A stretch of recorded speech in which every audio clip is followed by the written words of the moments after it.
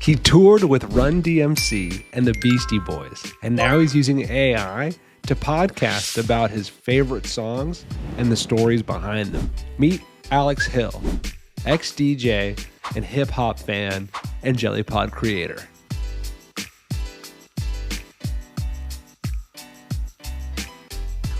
Hi, everybody. Thanks for joining us. Today with me, we have Alex. He's going to share a really cool story about his use with Jellypod. So, Alex, do you want to introduce yourself real quick? Yeah. Hi, everybody. My name is Alex Hill. Formerly lived in California for a long time. I retired early a few years ago and moved to Portugal. So I currently am based in Portugal, but and I love it here. But it's been great. And I found Jellypod, kind of by accident. I had this idea to create a podcast. Primarily for me, I want to do one about rap lyrics. And rap lyrics for me have a real specific meaning because I remember them being new. As someone who listened to some of these songs in the late 70s, early 80s, these were brand new songs. This was like something that was so new. Hearing on the radio was unusual. Parents were like, what is this stuff? I know people now talk about mumble rap and stuff, but back then when Sugar Hill Gang was first out, that was such a big break on the radio because if you're listening to the radio back then, it's like singing, that's it. And all of a sudden this song comes on with this and people are like, what is that? And of course, parents didn't like it or anything. It was such a changing point for me as a young person. It was like, that was something like I want to do something like that. Like, I want to do that. I want to make rap songs. And so I remember as a young person, I did have some friends and we tried to do our own little rap groups and we would go do things, but it was like this brand new thing. It was so new. It's hard to explain it. I guess it would be like for people who were around when the internet first started. Totally. And they were young. It was like this whole new way of communicating or being involved with other people in a way that you couldn't have never even imagined like 10 years before. Yeah. You would have never thought like, I'm going to be doing this. So the rap music was important. And as I got older, it was interesting to watch how it evolved and also how the songs took on different perspective because they went away from just being like stuff you party to or people bragging about stuff. It started to be messages and social things. So that's the kind of reason I went to this podcast because I think over time we've seen rap lyrics progress from being just something that was fun or comical to being truly inspiring to people, like things to do in their life. So my goal is to go back and do from like the very beginning, start picking very specific songs that I think made a big change in the rap genre or in society as a larger part. This sounds incredible. Over the years, I've definitely seen a lot of cool content. I remember I don't even know if VH1's still around, but I remember they produced some super cool historical documentaries going back to the explosion of Grandmaster Flash and before rap, right? Just when the turntables became a thing and then people picked up the mic, KRS-One. I don't know how far I don't know if that's too late or too early. I don't know where you're starting now. No, I was DJing at parties in 1982. Wow. Where were you from? Where in the US? I was based in Oakland, Cool. Berkeley area, Bay Area. Oh, so that's awesome. So yeah, I did a lot of this stuff. Like I said, I did rap, not concerts, but I did rapping in talent contests, like in Richmond, California, back in the 79, 80. And then a friend of mine, we started a DJ group that we did a lot of parties in the Bay Area. It's been something that's been with me. And then I even had a thing, I hate to bring this up, but I had a one-hit wonder in the 80s. And I actually was on tour with Run DMC and the Beastie Boys and Houdini and LL Cool J. So it's like seeing those people firsthand. It's more than just listening to it on the radio. It's like meeting the people that actually did those things is a different perspective. Totally. And the stories that we hear years later are often, from people who weren't there, are sometimes they'll say the best possible story, but it's not really necessarily the true story. Yes. And it's cool that you were, a part of this because you can get a perspective that nobody else can. Correct. Yeah. A lot of people, like you said, it's nothing wrong with going back and trying to remember the past But you're right, you bring a different perspective if you were there versus if you're someone who's just researching and trying to, Totally. talk to. So it's another thing if you actually lived it. Like, being riding on a tour bus with Run DMC is an experience I will never forget. It's so different. People change and the stories around people get built up. But like, if you knew somebody earlier on, it's like, with your high school friends, they know you before you had a career, they know you before anything. So it's like getting that kind of, you can never really get that pulse. So I'm so excited for all the episodes of your podcast. That's great. That's Yeah, great. no, I'm excited. Like I said, I actually released the first full episode today. So I'm doing them on Fridays, every other Friday. So I think a week before I did like an intro one, a real short one, like this is what the podcast is about. And then today I released the first actual full podcast. And then also I released it on YouTube, like a video version with some animated captions. So if Sweet. someone's watching, they can actually watch it on YouTube too. Still the same exact audio from Jellypod, but with captions going along, so it kind of keeps your attention. Sweet. Yeah. Those are all things. Anytime that any like a sort of like a look behind the curtain, anytime people are like working that Jellypod workflow, but then they go out to do something, to go out to a tool to do something, that to us is huge. That's where we're focused. So, I'm happy you mentioned that. Like, we're definitely going to put captions on videos to the top of, bringing up the list. There's no guarantees on when that happens, but that's our number one goal. Well, very cool. So, thanks for sharing about like how that all started. I mean, your history's so cool, and I'm so excited to see which songs you pick out. I always think about it in terms of artists, but then songs make it so much more a moment in time. So that's really cool. I'm curious. This project, seems like a big art, it's like a fun undertaking. You're excited to do it, but like, why was it so important to you? Like, was there a specific moment maybe that you're like, "Ooh, I need to do this now"? I wouldn't say that. I think again, a lot of it is being retired now. I have more time. I've always been excited about technology. I mean, I was using sequencers to do music back in the early 80s. So it's like this, technology is not, I'm not afraid of it. So anytime something new comes along, I always look to hopefully get on it early. So, I mean, I think a lot of people are scared of AI, but to me, the way I look at AI is it's an assistant. It is not your replacement. And I think the challenge with ChatGPT and the other tools now is people try to make like it's going to answer their questions, but you really have to have a conversation with it, and you have to give it detailed instructions or information before you can get a valid answer back.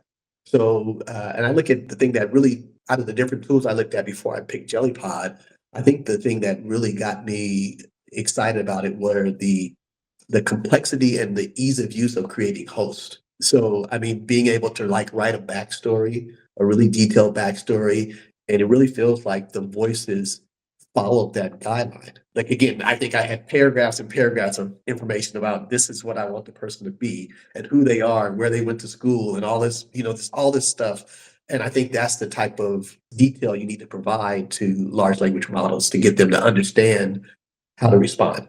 You can't just say, show me a picture of a duck in a lake. Well, that's way too vague. You've got to Totally. be more like a director of a movie who is seeing a scene and not just seeing one thing. He's seeing the entire scene. Like what's going on over here, what's going on to the left, what the lighting is like. That is how I think we have to get better at using these tools of being able to elaborate as much as possible. And some of that is iterative. I think that's what I'm saying. I think that the other thing is that you can say something to a large language model, but you need to be able to respond and go back and forth and ask it to clarify or tell it to change something. You can't just ask it the first thing and just think that first answer is perfect. You've got to really take your time. And the more you do it, I think the better you get at it. Definitely. And hopefully the better it gets at working with you.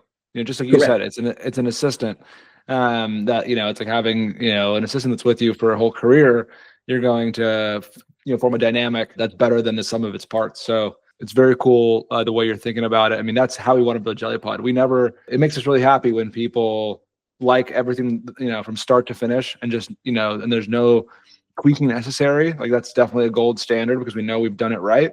but we do believe that there's always a need for that human customization to make it just into your story. The host backstories, I love that you use that. It plays a huge role in all the way, through outline, all the way to script, the word choice, everything about it.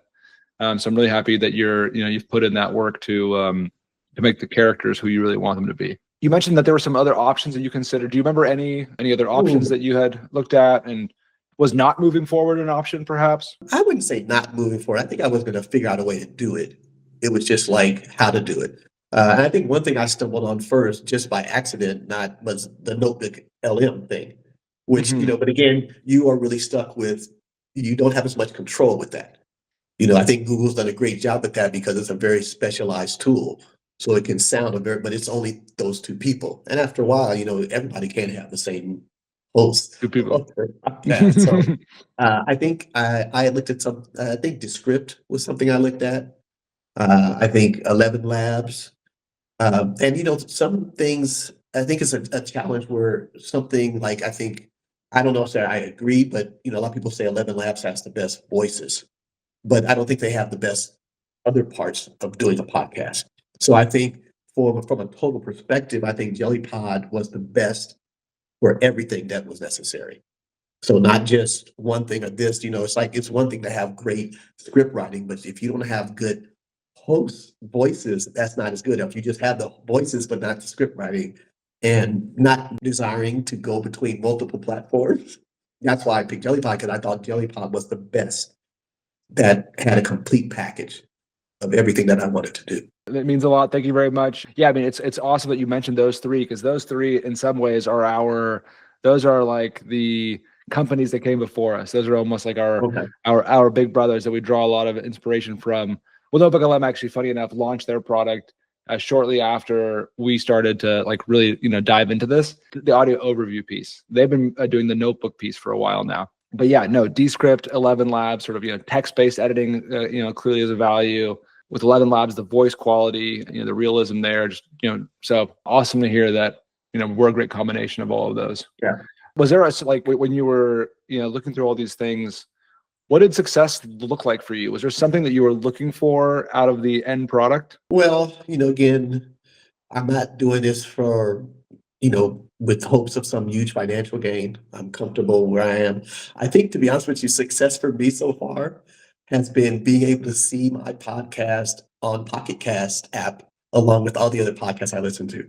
It makes it feel like this is like someone can look at this and this looks just as good as the other ones and it sounds good. And that was like, I remember showing my wife and she's like, it's like, this is a big deal to me. It's like, I've been using Pocket Cast for years. So being able to go find my actually submitting it and then it's showing up and being able to search for it on Pocket Cast, and there it was. That was. I guess the next step was hopefully starting getting people to listen to it, and again, hopefully finding people that would find this informative but also entertaining, maybe a little bit of educational. It doesn't need to reach some massive audience, but because it's a very niche thing.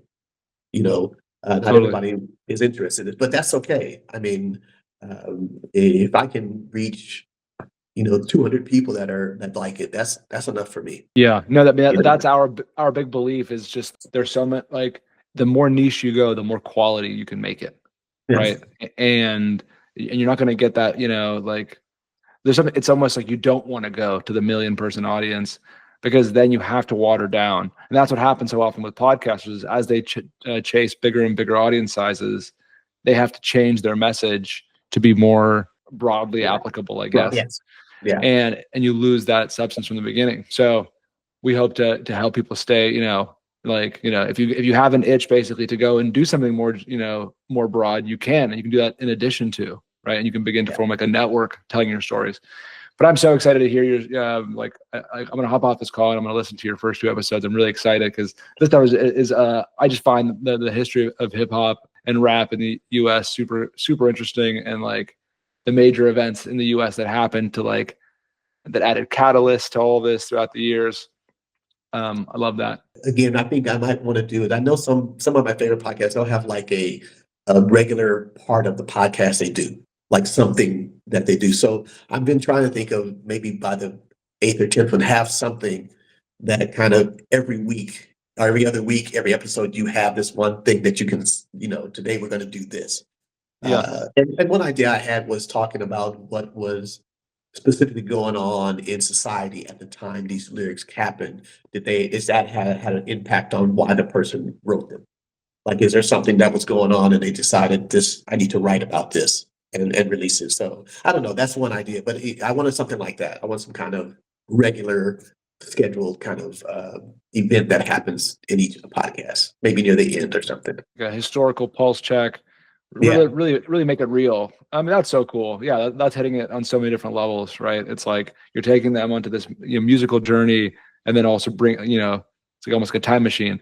That's pretty cool. Now changing gears, like, to get a bit more into the product. My question for you is like, how exactly, like, what's your Jellypod workflow like, or how exactly are you using Jellypod to accomplish, your project? Well, I think what I'm doing is I'm getting all the kind of like bullet points of how I'm doing the podcast, and then I'm putting that down in each of kind of like the chapters, and then having it generate some script dialogue, and then going back and customizing that. And the way I'm doing this podcast specifically is when each song, I'm picking out 5 lyrical parts to analyze, just 5, the 5 that I think are the most, like, this one's important, and just talk about those. So each kind of section of the chapters, that's all it's talking about, is that one line. So the host kind of talk about that for a little bit, like just that one, what do these words mean? And then go to the next one. So it's really just right now, that's how it's organized. It's 5 chapters, prologue, but it's like the 5 chapters, and that's what they do. They break apart these 5 different lines in the songs. So that's kind of it. I mean, it's like I put that in, then I will export the audio, and I put my intro and outro in a different app, just so that later I can put that in YouTube, because I want to be able to have the same exact. I was going to do everything in Jellypod, but then that was the problem, is I wanted one source of audio, and then I take that over and put it in CapCut, and make the full video thing, and then do the captions and all that stuff. What I have to do now is when I'm releasing on Jellypod, I have to upload that completed audio rather than just use the Jellypod version. So it's kind of like I have my Jellypod episode that I created, but it never gets actually released. But it still sits there with the text. Then I just upload an audio afterwards of that. So maybe things will change. If you guys change stuff in the future, maybe I get away from that. But for now, that's kind of that's working for me. If it works for you, that's great for us. But no, we definitely will be working hard to make sure that, like, we want all that work to just be so much more streamlined for you. Captions into video onto YouTube. Yeah. So, but thank you for making it work in the interim. In that flow that you described, if you can kind of go back to the first time you used Jellypod, were there any unexpected benefits, or like anything that sort of surprised you about using it? Well, I'm gonna go back to the thing I mentioned earlier, just the quality of the host voices and the realism in terms of following their backstories that were created. It really felt like, okay, this doesn't feel like stiff. There's some kind of uhs and hus. There's occasional things in there that make it sound really more like, oh, this is like closer to being a real person. That kind of amazed me. I was like surprised how well that came out. The scripting part is also great. I think when you guys generate some dialogue, it does a good job of doing something that's relevant to the information that I've put in, is what I want in the chapter, but also following the backstories of the hosts, like kind of combining that. It's like, so, and my 2 hosts are a little bit different. They're different. They're different in age, so they do kind of talk different, and that was intentional. I didn't want 2 of the same people. I wanted one person more, like, I would say, more thoughtful and slow and thinking, and the other person a little more upbeat. So it came out good. So far, I'm very happy with the way it's come out. I love it. The whole tool the whole tool, once I found it, I was so like, this is great. This is, it meets what I want to do. The price is reasonable. I think the credits are good for what I'm doing in terms of how much I get per month. So for me, I think each episode is probably about 15 to 17 minutes, but I think I can probably do 3 episodes a month. And that's good because if I'm going to release every other week, well, I only need 2 a month.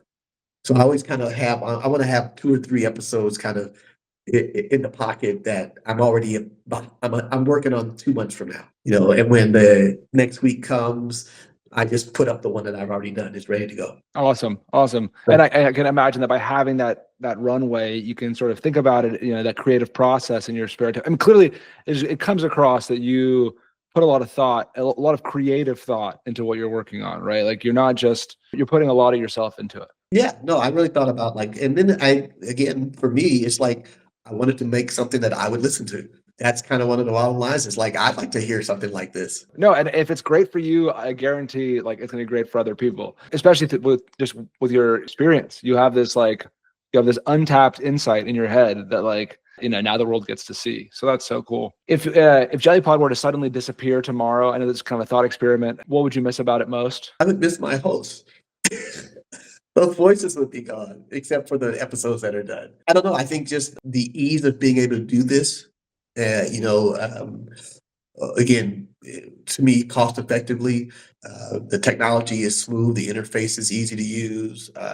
So all of that I would really miss, because now looking at some of the other tools, I don't know if I'd be as enamored with them as I am with Jellypod. I mean, I don't, I'm kind of now, I'm used to this, and then I'd have to learn a different tool. So I don't know. I mean, I don't even know if I would continue. I don't know. I'd have to think about it. It depends on the level of complexity to do it, especially if I had to use multiple tools, like one tool for voices, another tool for scripts, and maybe another tool to publish.